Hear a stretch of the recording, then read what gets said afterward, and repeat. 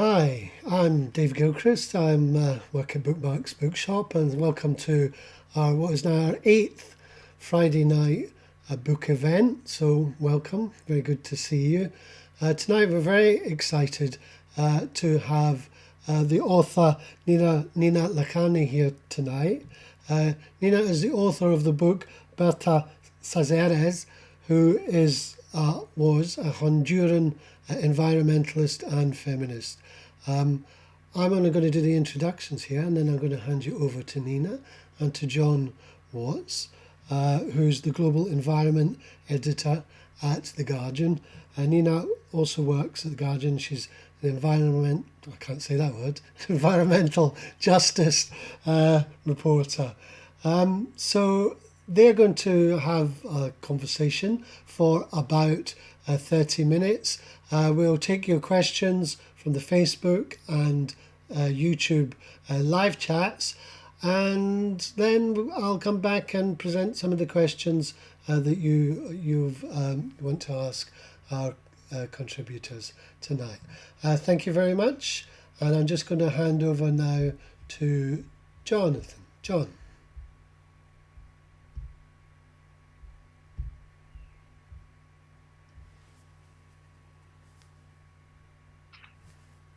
Yeah, there you go.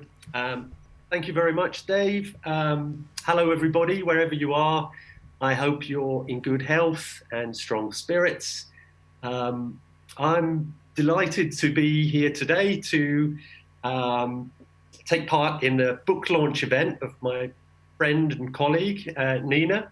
First of all, I guess we should all say congratulations, Nina, on producing a book. It's an incredible achievement. And also, though, a little bit of sympathies, because it can't be easy to launch a book at a time when all the festivals have been cancelled and all the bookshops have been shut. But fortunately, we have these types of virtual events, and we have ebooks and online deliveries. So I think my first job here, because this is really Nina's show, not mine, is that I know there's more than 100 people signed up to this event. So the first thing I should do is say, here is the book. It's a really wonderful read, very well researched. And I hope you'll go out and buy it, either as soon as this event is over. There's a bunch of blurbs from a whole bunch of very distinguished figures, many of whom knew Berta. But I'll just read one from Jon Watts, the former United Nations Special Rapporteur on Human Rights and the Environment. He says, it's a marvelous book. Berta Cáceres was an unforgettable individual, but also emblematic of environmental defenders around the world who stand up at great personal risk against the forces of economic greed and political corruption.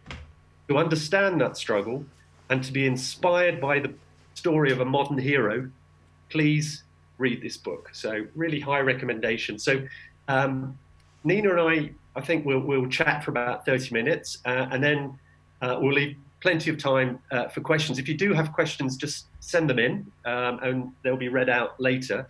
But Nina, congrats again, and let's start with the basics. Who was Berta Cáceres, and why did you choose to write a book about her?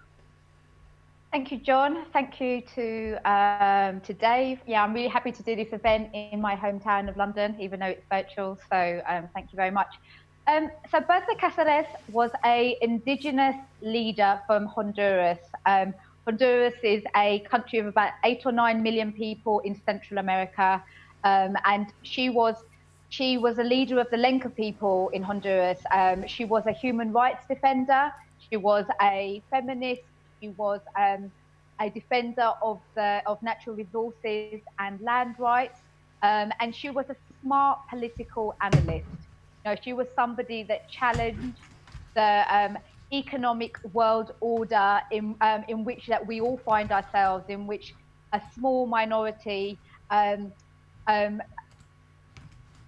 benefit, you know, from the political and economic model, which in her part of the world has really for many decades not centuries, involved the exploitation land of natural resources, of the environment for profit,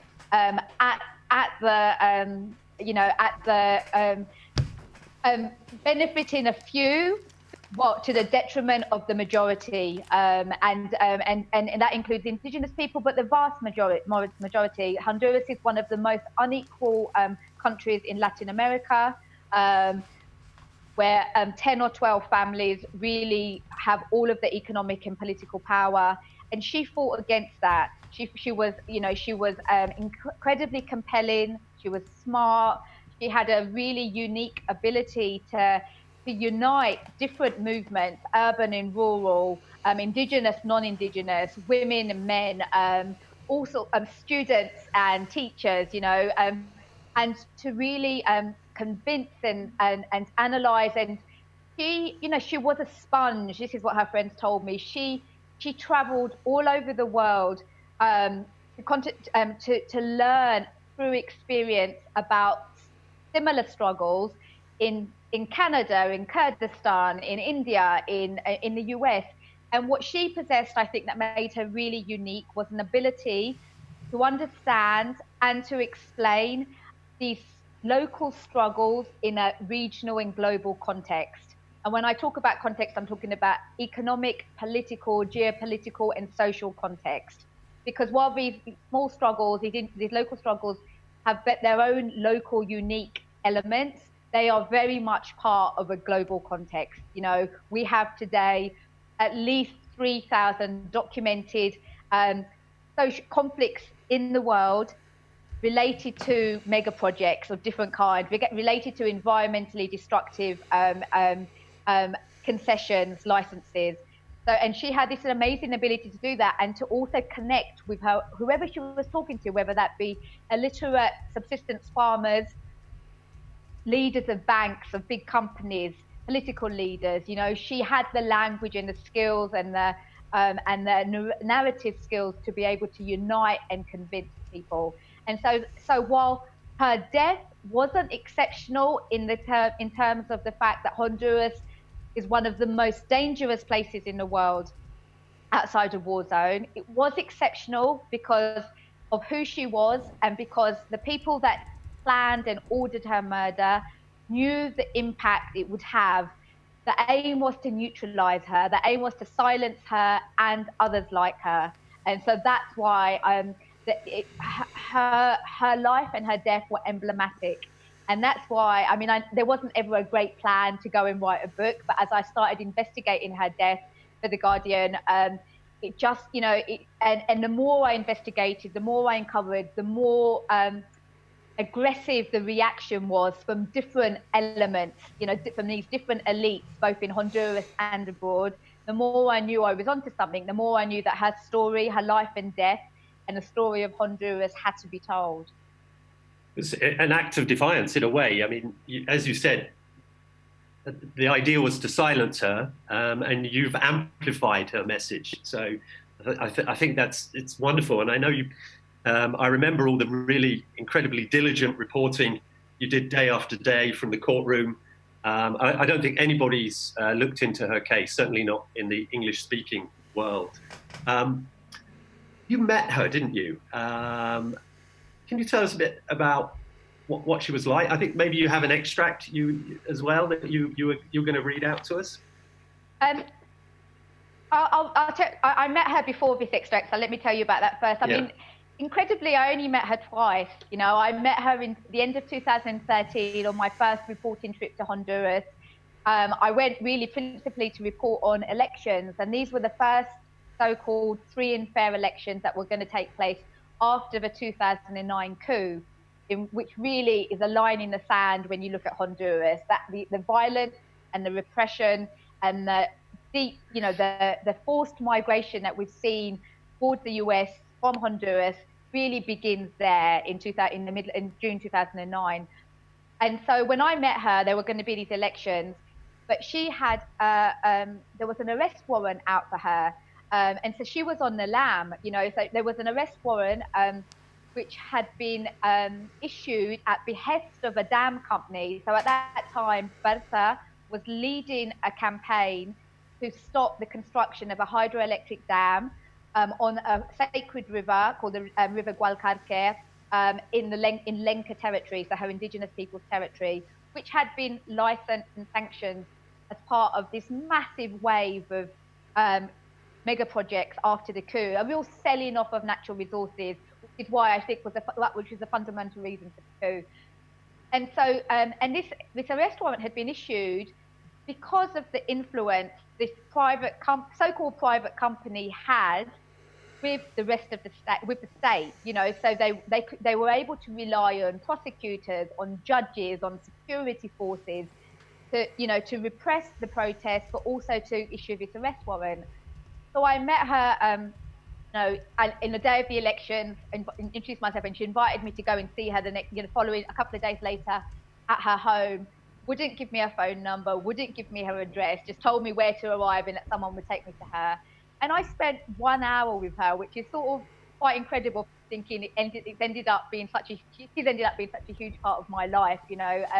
But, you know, in that hour, she explained to me exactly this context that I've tried to develop in the book, you know, that the role of the coup, the repression, the role of the United States in the absolute violence and misery being inflicted on Honduras and in the region, but specifically on Honduras, and the threats and the pressure that she and others were under. I mean, at that time, 3 of her 4 children were studying outside of the country because the pressure and the threats were so severe. And she said to me then, I never forget it, that she told me then that she had been made aware that her name was on a hit list, on a military hit list, along with 15 other social leaders, again involved in resistance, trying to protect their land and environment and natural resources. And I remember her saying to me, it's not that I'm not scared, I am scared. But I'm a luchadora social, which in English means I'm a social warrior. I'm a human rights defender, and I love my country. Yes, I'm scared. I miss walking freely. I miss seeing my children, you know. But what I know is that, you know, I know that Honduras can be a better place than this. It doesn't have to be this way. And what she said, but listen, you need to know that no matter what measures I take, when they want to kill me, they will kill me. And unfortunately, that's what happened less than 3 years later. Yeah, and incredibly shocking it was too. The extract, do you want to read that out? Okay, I'm going to read the extract. So this is moving forward a couple of years. So Berta Cáceres was awarded the Goldman Prize for Environmental Defenders in 2015, at a time when Honduras was ranked the most dangerous place in the planet to defend land and natural resources. The prize is a prestigious one, sometimes described as a Nobel Prize for environmentalists. But Berta took longer to accept than any previous nominee, and this prize has been going for decades. The money and attention didn't seem right to her, so she asked everyone what they thought, but was eventually persuaded that elevating the struggle of the dam to a world stage could help protect them. At the end of January 2015, the Goldman Prize film crew experienced firsthand the hostility that she customarily faced. Their vehicles were stopped by police, soldiers, and an angry mob looking for Berta. A few days earlier, Berta had received messages from an anonymous Good Samaritan which said, "Be careful when you have meetings. There's a grass who gives information to the company and they want you arrested." Later that same day in Tegucigalpa, the capital of Honduras, Berta asked the Goldman Prize researcher Ryan Mack what would happen if she died before receiving the prize money. Ryan later told me, "No one had ever asked me that before. Berta knew the seriousness of the threats against her life. If anyone understood that time was running out, it was her." The award gave Berta a platform. She met with top White House advisors and the Democrat leader of Congress, Nancy Pelosi. She was eloquent and diplomatic, but unbashful in her bluntness, said Ryan Mack, the Goldman researcher. And she made sure they took away a clear message about the reality she and her people were facing. On 19th of April 2015, clad in a sparkly, lacy pink dress, Berta gave an electrifying acceptance speech for jam-packed San Francisco War Memorial Opera House. Wake up, humanity. We're out of time, she implored, to a captivated audience of 3,000 notables in evening dress. The Gualcarque River has called upon us, as have gravely threatened rivers. We must answer their call. Mother Earth has been militarized, fenced in and poisoned. It's a place where basic rights are systematically violated. It demands that we take action. Let us build societies that coexist in a just and dignified way that protect life. I dedicate this award to all the rebels out there, to my mother, to the Lenca people, to Rio Blanco, and to the martyrs who gave their lives in the struggle to defend our natural resources. Thank you very much, she ended. The applause was deafening, the audience on its feet. In Honduras, nothing changed. Oh, can't hear you. Yeah, thanks. That was very emotional to hear her words. I remember that very well because I covered her award, and I didn't meet her in person, but I interviewed her like this virtually, and I remember her talking about the dangers, knowing the risks, working in such a murderous place, and she said we have no choice. We have to undertake the struggle in all parts of the world, wherever we are, all of us, because we have no alternative planet, and this one is in serious trouble. And she was, an incredibly brave and inspiring woman. You know, and then 1 year later, of course, she was assassinated, murdered, and you really go into detail, and I think you come very close to find. I mean, some people are being prosecuted for it, so the people who pulled the gun have been convicted, but as is always the case, they're not really the people responsible, are they? It's always the people who give the orders, and at the highest level possible, because this kind of decision, someone this prominent, they're not killed by locals. They would need to get permission from high up, because they would know that there'd be international ramifications. Now, not necessary to go into who did it and everything at this moment. People can read the book, but I'm really interested in such a dangerous place, talking about the risks that you've already mentioned. What was it like for you trying to retrace the steps, trying to dig deeper? Did you face any intimidation, threats, or anything like that? Yeah. I mean, I think just to say that the book does go into a lot of detail, because I felt it was really important to have a book of record, because the state's failure to prosecute or to follow the evidence to where the evidence would lead, you know. And as you say, 7 people have been convicted, and I would describe them as the hitmen and the middlemen.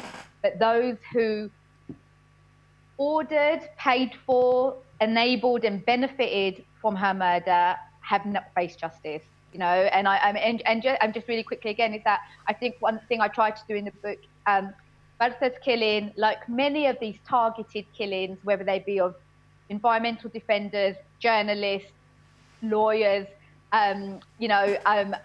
truth tellers and defenders, her murder did not take place in a vacuum. It was what I call the grand finale of a massive campaign of terror to try and neutralize her, and there was this campaign to jail her, as we've already talked about, to defame her, to bribe her, to harass her, to sexually harass her. Several other local community members were killed before Berta. Others have been killed since. So really, and a lot of this was enabled by the influence that the company had with parts of the state. The communities were militarized at the behest of the state, were terrorized, and I think, and then you see what I try to unpick in the book is just how these economic powers, and it's always economic powers behind these big projects, right? Whether it's a dam, a solar panel, or a project, oil, gas, fracking, whatever, it's economic interests, usually national and international, as in this case. how the company could use influence, I would argue potentially illegal influence, to try and stop, peaceful protests, to try and to get people put into jail, and in the end, try and influence the investigation into her death. For me, I think very quickly, when I started reporting on Berta's killing, things became difficult. A few months after she had been murdered, I published a story based on the testimony and evidence of an army deserter, a young special forces soldier who had fled the country after she was killed, and who was witness to that hit list that Berta had mentioned to me back in 2013. This hit list that was circulating of her and other social leaders, many of whom I've also worked with as a reporter over the years. Some of those names had crosses through them because they had already been killed. And so when I published that, and then I quite soon afterwards published another story about how some of those who had been charged were military men who had training from the US, from US military forces. So those two stories in combination immediately led to a campaign of harassment. My name was published in many different sort of blogs on the line. I was called a media terrorist. The security minister held press conferences claiming I was not a bona fide journalist. I was trying to stain the good name of Honduran armed forces. The US ambassador at the time launched a dirty campaign off the record to try and discredit me and the Guardian's reporting on this. And so from that moment on, obviously I took it very seriously. I never, since that moment, so that's June 2016, I've never entered Honduras again by air. Honduras has an inglorious record of stopping and expelling journalists and other and human rights activists for made-up immigration charges. So I've come in overland, which in itself is incredibly difficult and time-consuming. It means going to Guatemala, taking long buses via El Salvador, 12, 14-hour buses, always changing my route, while in the country, taking a lot of security measures, never traveling the same route twice, in a row. And I never published any stories while in Honduras as a safety measure until the trial. And as I published a series of stories, so those first sort of attacks and came really as I was looking into the military link. As I then published a set of stories identifying economic interests and the judiciary's role in keeping key evidence out and key witnesses out. Just on the day the trial was meant to start, these press releases were circulated. The first one declared me a persona non grata in Honduras, claimed that I wasn't a journalist, that I was actually involved in violent insurgency, I had links to organized crime, and obviously, I'm in Honduras on my own as a freelancer. It's scary. This is a country where impunity reigns, okay? And being a woman, it's one of the most dangerous countries in the world to be a journalist, to be a woman. But I knew then that this was part of that same campaign, really, to silence me and to silence Bertha's struggle. And there was a second press release that was issued, which I was linked to. I was called a terrorist. So you see this sort of escalation of rhetoric, I guess, and really creating conditions if something was to happen to me, if I was to end up being harmed in some way, could justify, there was evidence that she was involved in violence, in organized crime, trying to create those conditions. And obviously, there was part of me that was terrified, but my heart was really like, I have to stay. I cannot be bullied out of this.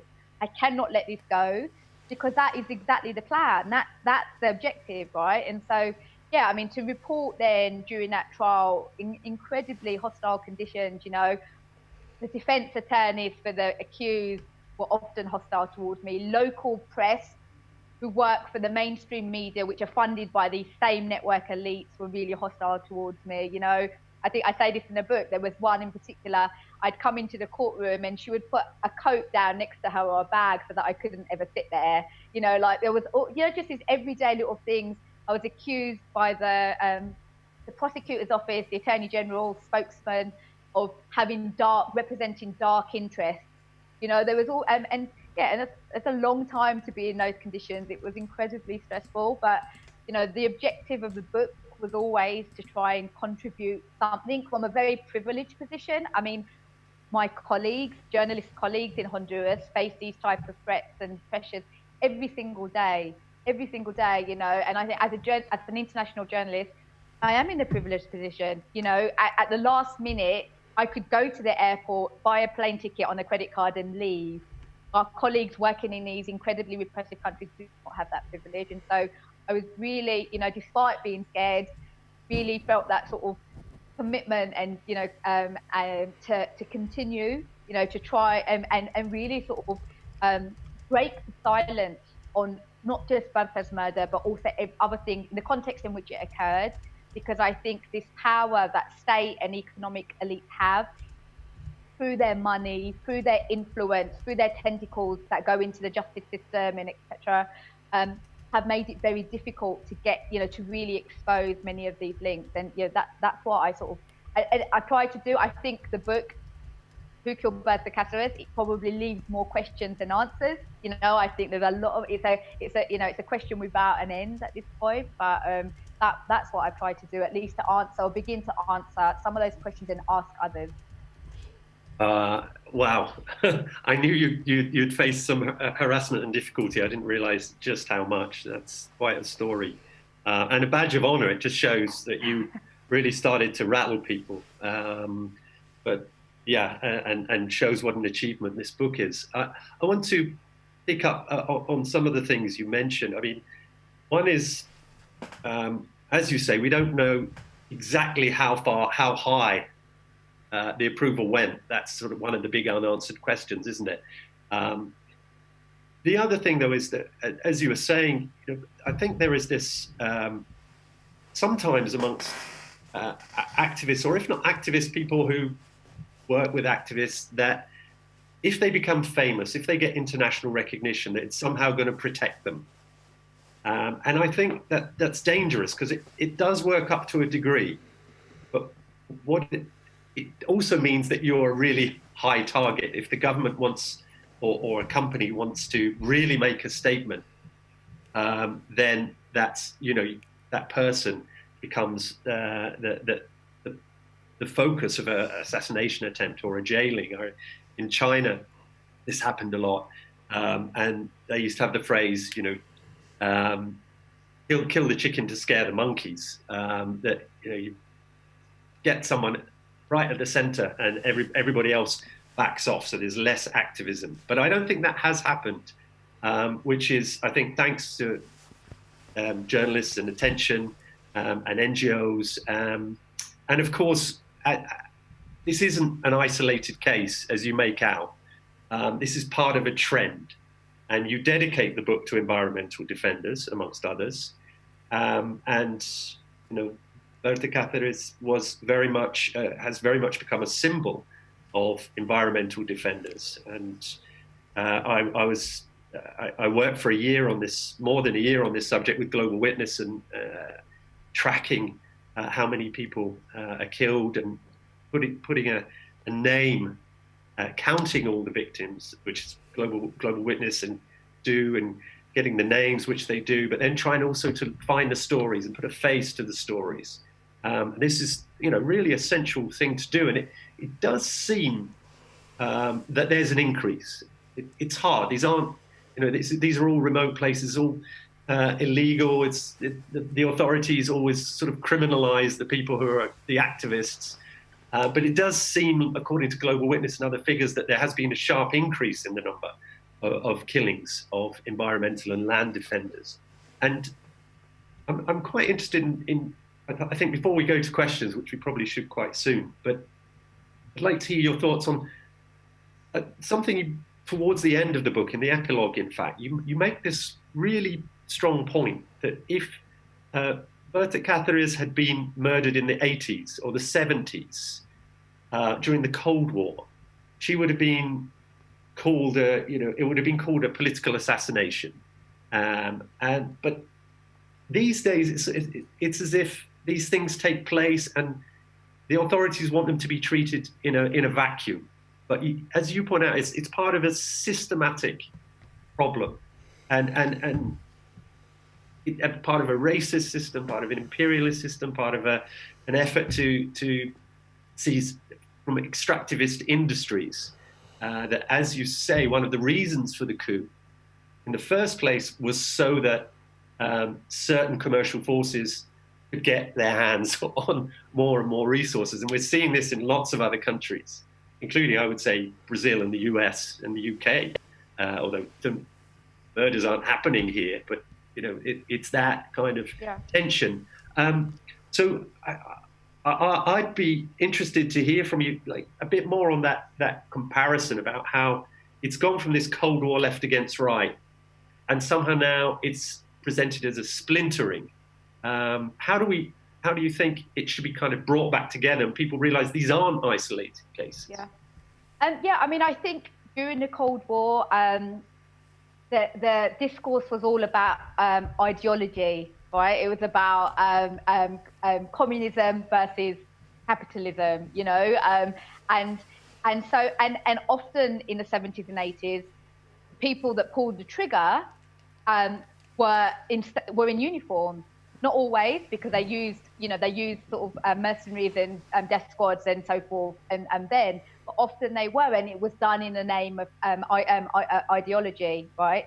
But I think it was always about the money. It was always about control and power over resources, and by that I include natural resources. It's not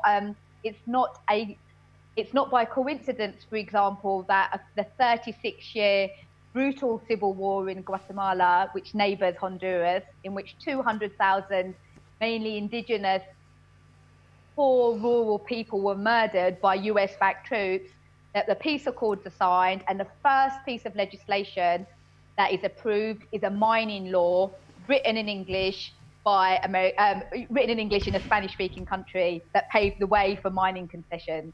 Okay, so I mean, Colombia, I think you could strongly argue that the peace accords, in part at least, are about opening up spaces for more extractivism, and so what you have now is that the trigger is often not pulled by someone in uniform, right? But you have, in the case of Berta, leading up to her murder, you had the violence and the terror that led up to her murder was enabled by the state, right? Because the state was who deployed the security forces to peaceful protests. The state was who were issued arrest warrants. It's the state who doesn't investigate these crimes. The reason Berta's case is also exceptional is that we've had some partial justice. There is almost 100% impunity for the murder of defenders, right? And so that is the state is implicated in that directly. The failure to actually hold people to justice. Impunity breeds violence. Impunity breeds crime, and that is the decision of the state. So while they may not be in uniform pulling the trigger, they're very much absolutely part. It's more. I think it's just murkier now. It was sort of a simpler time in the 60s and 70s and 80s. There was you were on one side or the other. But the same reasons these civil wars, the Central America was used as a Cold War proxy by the US. The people rising up, it wasn't about politics, ideology. It was about inequality. It was about racist political systems that denied the native people of these lands even enough land to grow food to feed their families. It denied them basic rights. That's what these wars were really about. And it was about an economic and political elite with military involved as part of that, and religious elites as well, absolutely, certainly in Latin America, refusing to let go of the status quo, and that's exactly what happened in the coup in Honduras. It was about this network saying, we're not willing to give you a tiny little bit of at all we're not only going to dominate and keep dominating, we want more, you know. And so what you've seen in Honduras and other countries, like you mentioned, is in the name of the green energy revolution, which everybody, including Berta, would agree is urgent, that, you know, we have to stop using dirty energy. We have to stop this reliance on fossil fuels. But the green revolution has to be a just revolution, economically and environmentally. We in the West cannot sit at home feeling happy about the fact that we're increasing solar power or hydroelectric power when those projects are being imposed in communities through violence, through criminalization, and without these communities having any type of benefit from this energy, or having any type of compensation for losing their land or their rivers. You know, we cannot call it clean energy when it's covered in blood. We can't. Now, you know, and the people behind these projects in Honduras use this to try and label Berta and many others as anti-development, anti-green energy. That absolutely isn't true. What she was against and resisting was the imposition of profit-making, environmentally destructive projects on Indigenous territories where people live sustainable lives without their permission, without consultation, and without compensation. You know, and we cannot stand behind. I cannot stand behind a green revolution that is not just, and that, you know, that doesn't sacrifice poor people in countries that we've never been to. You know, and so yeah, I think that's very much a part of what her battle and her sort of her ability to understand these local struggles in those global terms is what made her a threat, and it's why she was killed. Oh. In one sense exceptional, in one sense very common, and you bring that out very well. I think we've had some questions. I don't know, Dave, if you want us to read them out, or will you read them out? How do you want to do this?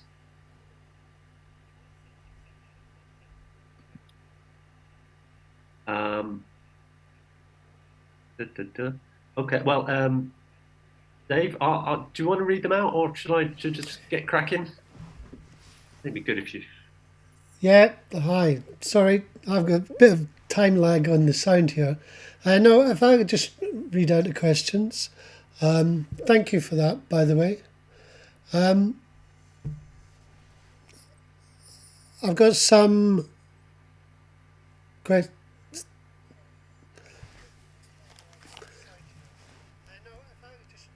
Right, so here are the questions. We're ready. The first one says, "Hi Nina, I looked on the COPINH website that no organisations from the UK has signed up to show it supports justice for Berta, when lots from Germany, Spain, Italy and so on have done so. What can we do, along with your book and The Guardian, to lift the general awareness of the UK public to the awful injustices going on in Honduras?" That's the first one. Okay. The second one is from Martin. It says, "It strikes me that the murder of environmental activists globally is the forgotten side of the fight to defend the environment. Over 100 a year are killed, often Indigenous people, and the number grows. Other than raising awareness of the reality within the environmental, trade union and socialist movements, what can we do to support struggles against extractive industries globally from here in the UK? And is there a UK government or business involvement?" And the final question of this session is from Martha. It says, "In the West, we often argue for a renewable energy programme, yet the dam Berta and her community were protesting was a renewable initiative. The same goes with other projects destroying Indigenous livelihoods in Latin America, and also Palestine, Burma and so on. Is it always the right thing to support renewable energy?" You partially answered that one, I think, but I think it's a very important question.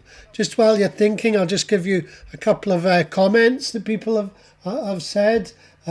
People were saying about Berta, how about her courage, but also about you, Nina, in your courage in going out there and investigating this thing. So, okay, back over to you. And maybe start with the last question first.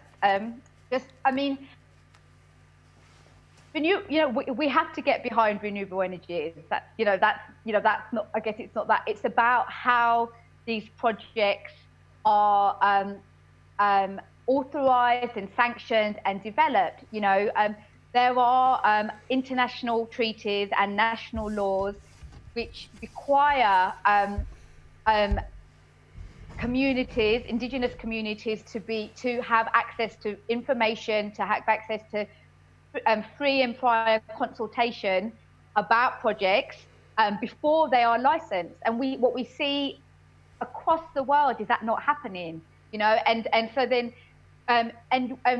so these projects are imposed, and they often have international financing behind them, and often it's international financing from development banks. Development banks are taxpayer-funded banks, so that's our money going into some of these. I'm saying our as in people, generally.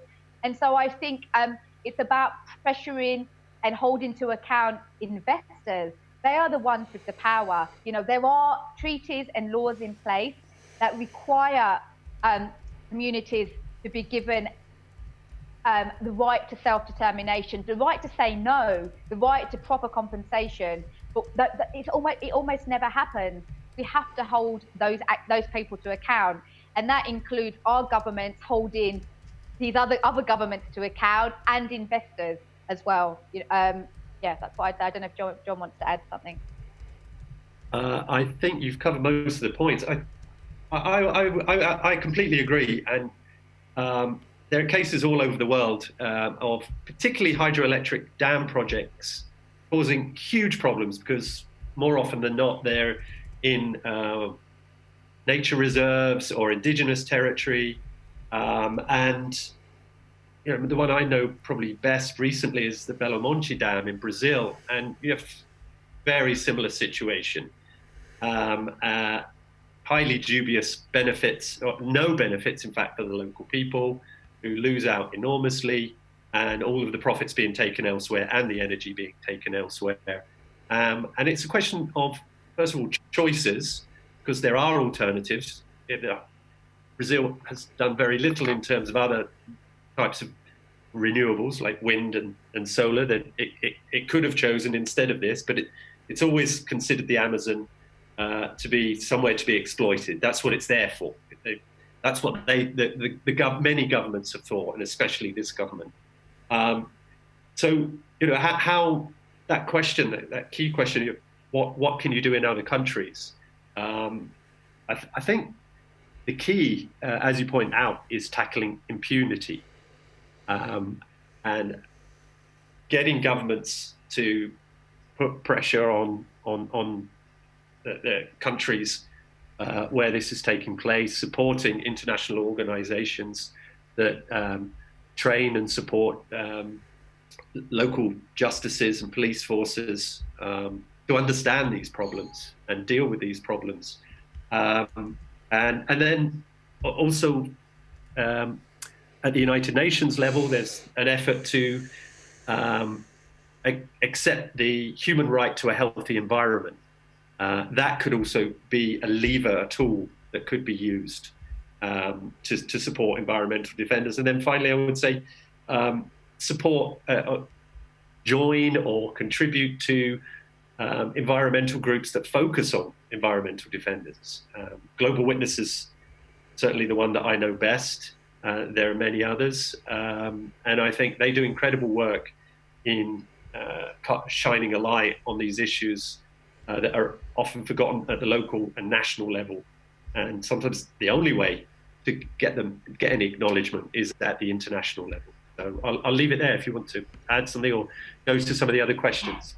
I mean, I guess just one thing to add is that, less than a year after the coup in Honduras, which deposed a democratically elected president and unleashed this wave of violence, since when hundreds of thousands of men, women, and children have fled, trying to find a better life towards a hostile country, which is the US. You know, less than a year after that, in Honduras, the new regime held an event, like not a conference, like an event called Honduras Open for Business, in which dozens and dozens of governments from around the world participated, in which was really a massive sell-off of natural resources, incredible tax breaks, as in no pay, no tax, come and do business here.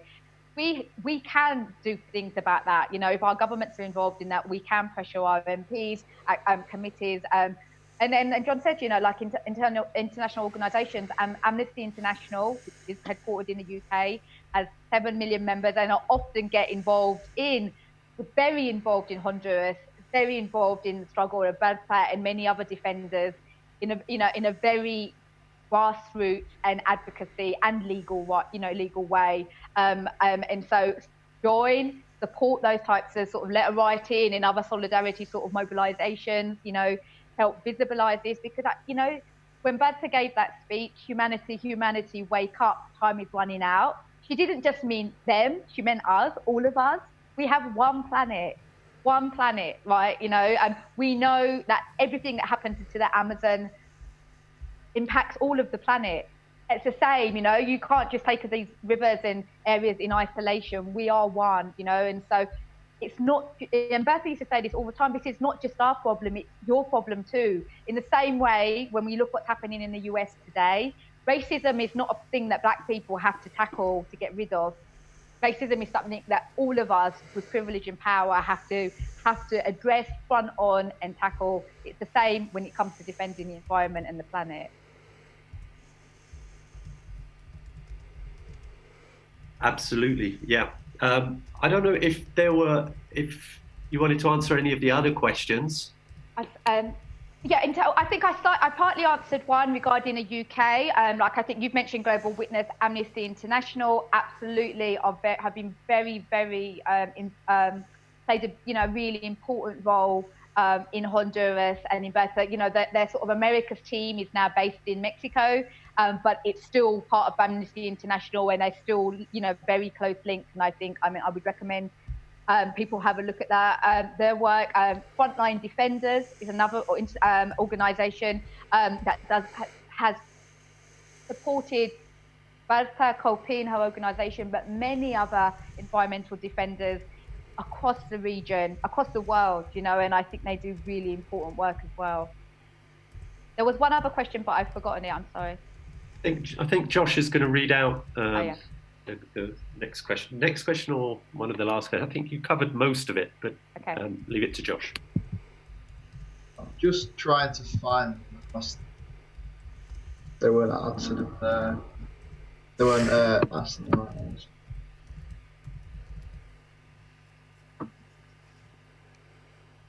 So I think the only question left is what sort of can people do? Along with it says, along with the book and the Guardian, to uplift the general awareness in the UK to the awful injustices going on in Honduras. So really, what can we do over here to support? We have got a few comments as well, if you'd like me to read them out before you come back in. Okay. So I'm not sure who this is from, but it says, "Dear Nina, brava for this phenomenal book. We can stand up for at-risk land and environmental defenders like Berta globally by sharing and learning the landmark Janet Kawas case, which you mentioned in your book and as Berta has asked us to do, is the only specific international rule of law in the world today requiring governments to protect these brave activists, especially and critically where there is corporate complicity with corrupt states." And references an article in published in Spanish and English at environmentaldefenders.org, and it's invited questions.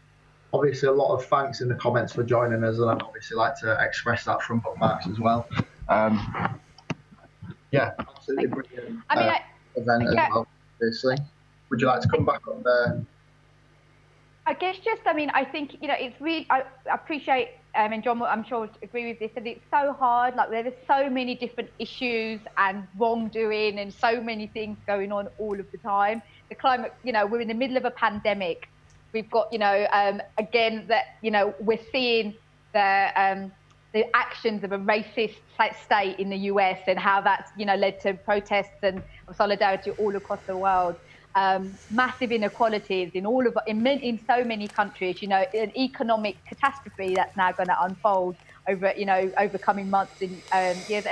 But the climate crisis, the planet, is there, omnipresent. That's not going anywhere. Do you know what I mean?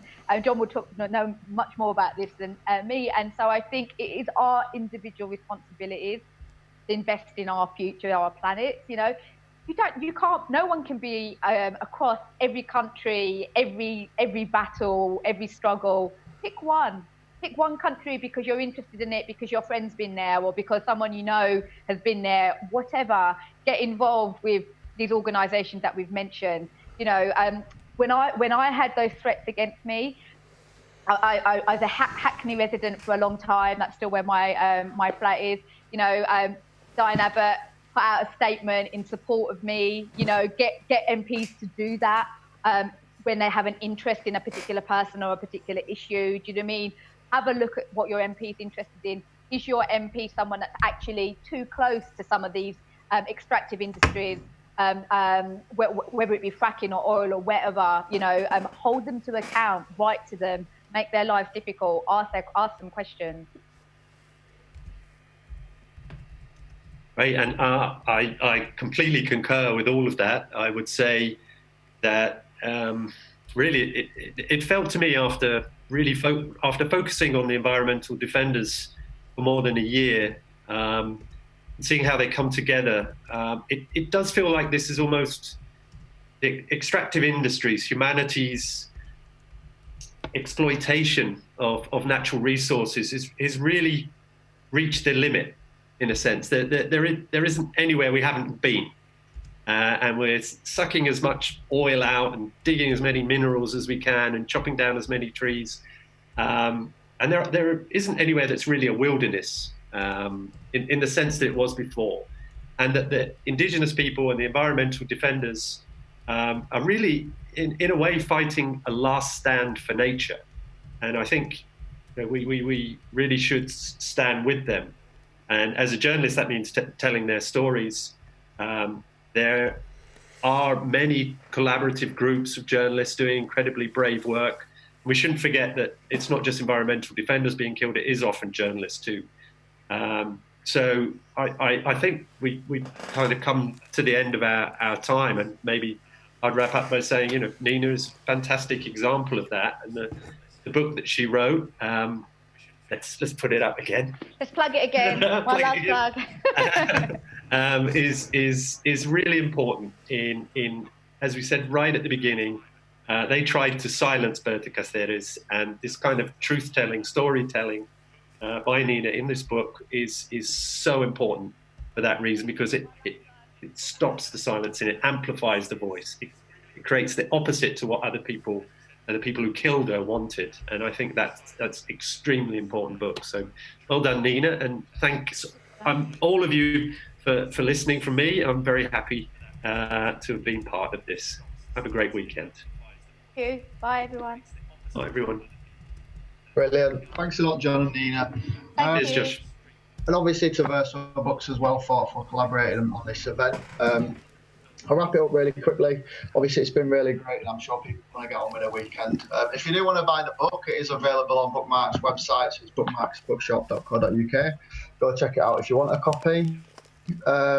As well as that, obviously, we're going to keep up with the Friday evening event. So next week, we've got a relaunch of Ghetto Fights with John Rose and a few other speakers. So come join us next week for that. It'll be a great event as well. And yeah, enjoy your weekends. Obviously, stay socialist, buy bookmarks. And yeah, have a good one. Thanks. Bye. Cheers. Bye, everybody.